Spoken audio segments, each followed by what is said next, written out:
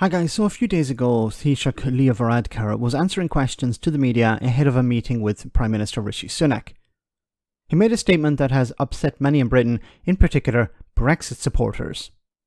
Varadkar said that Britain had changed and was less engaging in the world.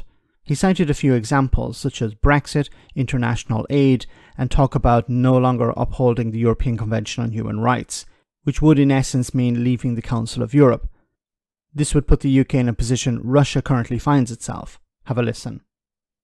It does bother me to see the United Kingdom disengaging from the world, whether it's reducing its budget for international aid, whether it's leaving the European Union, and now even talking about withdrawing from the European Convention on Human Rights. That's not the Britain I know. Okay, so first of all, let's have a look at what he said and then some of the counter-arguments from Brexit supporters in particular. So he said about reducing international aid. Well, that's true. The Tories reduced that from 0.9% of GDP to 0.7% of GDP. And as the economy has been sputtering and not increase, and the rate of GDP growth has declined, it means that in real terms, it's also been a massive drop in international aid. Now, it seems also that the Tories are dipping into the international aid budget to fund accommodation for asylum seekers, something that the Home Office should actually be providing itself. So international aid has dropped, and of course, and I've mentioned before the problems with reducing international aid. It reduces Britain's presence on the world stage. So that's a massive amount of disengagement. So he's correct on that. When it comes to Brexit, yes, of course, this is Britain disengaging from Europe, putting up barriers to trade with its nearest trading partner.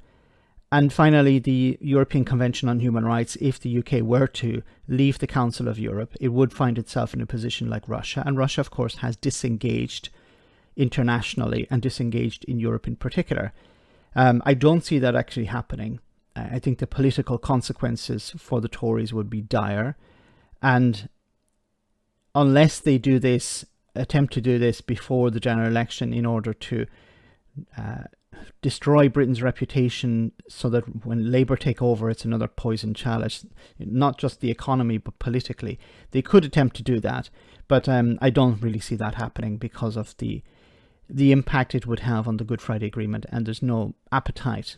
There's no real political victory for the Tories in attempting to go down that road. Now, some of the counter-arguments is that, well, Britain is more engaged with Ukraine. But then once again, that's not something that has really changed. Britain has already been engaged with Ukraine. Well, it was a member of the European Union, for example.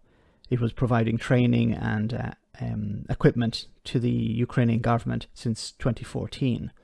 So that hasn't really changed. It has increased its commitment there, of course, and I think no one will disagree with that.